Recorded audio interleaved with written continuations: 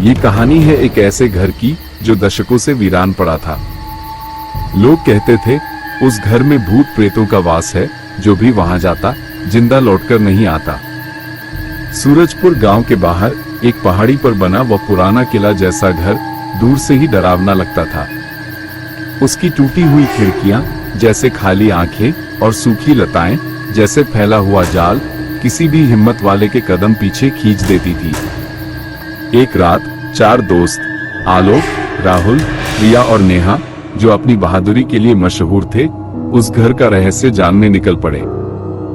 आधी रात का समय था, चांद बादलों के पीछे छिपा था और हवा में एक अजीब सी खामोशी थी। जैसे ही वे घर के करीब पहुंचे, एक ठंडी लहर ने उन्हें घेर लिया। दरवाजा आधा खुला था और अंदर से एक अजीब सी बदबू आ रही थी, जैसे पुरानी मिट्टी और सड़े हुए पत्तों की। क्या हम सच में अंदर चलें? नेहा ने डरते हुए पूछा, जिसकी आवाज में हल्की थरथराहट थी। अरे, डर गई क्या? राहुल ने उसे चिढ़ाते हुए कहा, लेकिन उसके अपने चेहरे पर भी हल्का पीलापन था। आलोक, जो सबसे शांत और समझदार था, बोला, देखो, हम यहाँ तक आ गए हैं, अब पीछे हटना बेवकूफी होगी, लेकिन हमें सावधान रहना होगा। वे सब टॉर्च की रोशनी में अंदर दाखिल हुए। अंदर कदम रखते ही उनके पैरों तले धूल की मोटी परत उड़ी। हॉल इतना बड़ा था कि उनकी टॉर्च की रोशनी भी पूरी तरह से उसे रोशन नहीं कर पा रही थी।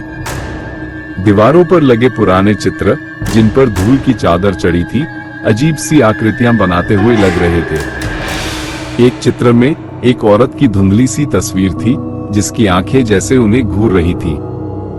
वे धीरे धीरे आगे बढ़े। हर कदम पर पुरानी लकड़ी की चरमराहट की आवाज आ रही थी।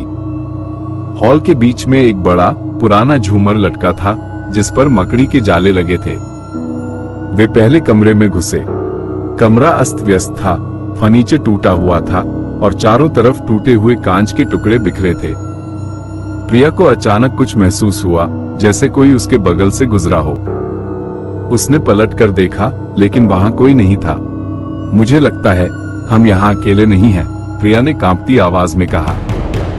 ये बस तुम्हारा वहम है, आलोक ने उसे दिलासा दिया, लेकिन उसके दिल की धड़कन भी तेज हो गई थी। वे एक एक करके कमरे तलाशने लगे।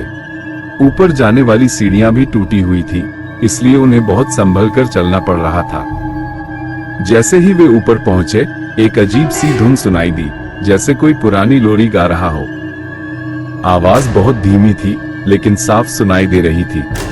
वे आवाज की तरफ बढ़ने लगे।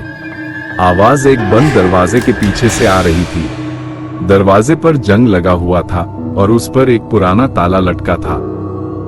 राहुल ने उसे तोड़ने की कोशिश की, लेकिन वो टस से मस नहीं हुआ। आलोक ने दीवार पर एक छोटा सा छेद देखा, जिससे हल्की सी रोशनी अंदर से आ रही थी। उसने उस छेद से झांका। अंदर का नजारा देखकर आलोक की रूह कांप गई। एक पुरानी लकड़ी की कुर्सी पर एक औरत की परछाई बैठी थी, जो एक बच्चे को झूले में झुला रही थी। उसकी लोरी की आवाज अब और साफ सुनाई दे रही थी। परछाई बहुत धुंधली थी, लेकिन उसकी आकृति भयानक लग रही थी। आलोक ने तुरंत खुद को पीछे खींच लिया। क्या हुआ? नेहा ने घबराकर पूछा। आलोक ने डरी हुई आवाज में बताया, अंदर कोई है, एक औरत। इससे पहले कि वे कुछ और सोचते, पीछे से एक जोरदार धमाका हुआ। नीचे हॉल में लगा झूमर जमीन पर गिरकर टूट गया था। उसकी आवाज इतनी तेज थी कि सब हिल गए।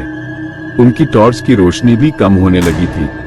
हमें यहाँ से निकलना होगा, राहुल चिल्लाया। वे भागने लगे। सीढ़ियों से उतरते समय नेहा का पैर फिसल गया और वो गिर गई। आलोक और राहुल ने उसे उठाया। जैसे ही वे बाहर निकलने वाले थे, मुख्य दरवाजा जोर से बंद हो गया। वे अंदर फंस गए थे। अब उनके पास भागने का कोई रास्ता नहीं था। अचानक हॉल के बीचों बीच, जहां झूमर गिरा था, एक धुंधली सी आकृति बनने लगी। वो धीरे धीरे साफ होती गई और एक औरत की भयानक आत्मा उनके सामने खड़ी थी। उसकी आंखें लाल थी और उसके होठों पर एक दर्दनाक मुस्कान थी। तुम यहाँ क्यों आए? आत्मा ने एक डरावनी आवाज में पूछा। उसकी आवाज इतनी गहरी थी, जैसे जमीन से आ रही हो। आलोक ने हिम्मत करके पूछा, तुम कौन हो? तुम क्या चाहती हो? आत्मा ने अपने अतीत की कहानी बताई। मेरा नाम लीला था। ये घर मेरा था। मैं यहाँ अपने पति और बच्चे के साथ खुशी से रहती थी। लेकिन एक रात आग लग गई, सब कुछ जल गया। मेरा बच्चा, मेरा पति, सब कुछ खत्म हो गया। मैं अकेली रह गई और उस दर्द में मैंने यहीं दम तोड़ दिया। मेरी आत्मा भटक रही है, शांति नहीं मिल रही। जैसे जैसे वो बोल रही थी, घर की दीवारें हिलने लगी और टूटे हुए फर्नीचर अपने आप हवा में उड़ने लगे। वे चारों एक दूसरे से चिपक गए, उनका डर चरम पर था। मैं चाहती हूं कि मुझे मुक्ति मिले, आत्मा ने आगे कहा। जो भी यहाँ आता है वो मेरे दर्द को महसूस करता है और मैं उसे जाने नहीं देती, क्योंकि मुझे लगता है वे मुझे अकेला छोड़ देंगे। आलोक ने सोचा, हम भाग नहीं सकते, हमें इसे शांत करना होगा। उसने आत्मा से कहा, हम तुम्हें मुक्ति दिलाएंगे, लेकिन तुम्हें हमें जाने देना होगा। हम तुम्हारी कहानी दुनिया को बताएंगे ताकि तुम्हें शांति मिल सके। आत्मा कुछ देर तक उन्हें देखती रही। उसकी आंखों में एक अजीब सा भाव था। फिर वह धीरे धीरे फीकी पड़ने लगी। उसकी भयानक आकृति एक हल्की सी रोशनी में बदल गई और फिर वह रोशनी भी गायब हो गई। घर में अचानक खामोशी छा गई, लेकिन इस बार वो खामोशी डरावनी नहीं थी, बल्कि शांत थी। मुख्य दरवाजा अपने आप खुल गया। वे चारों तुरंत बाहर भागे, बिना पीछे मुड़े।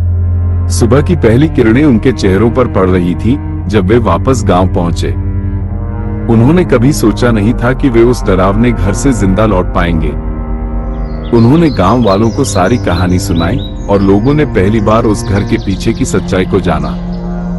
उस दिन के बाद उस घर में कोई आत्मा नहीं देखी गई। धीरे धीरे लोगों ने उस घर को एक इतिहास के रूप में देखना शुरू कर दिया, जहां एक दुखद कहानी छिपी थी। आलोक और उसके दोस्तों ने मिलकर उस घर की मरम्मत करवाने की कोशिश की और उसे एक संग्रहालय में बदल दिया, जहां लीला की कहानी बताई जाती थी, ताकि उसकी आत्मा को हमेशा शांति मिले। और इस तरह डरावना घर एक दुखद कहानी का प्रतीक बन गया, जिसे शांति मिल गई थी।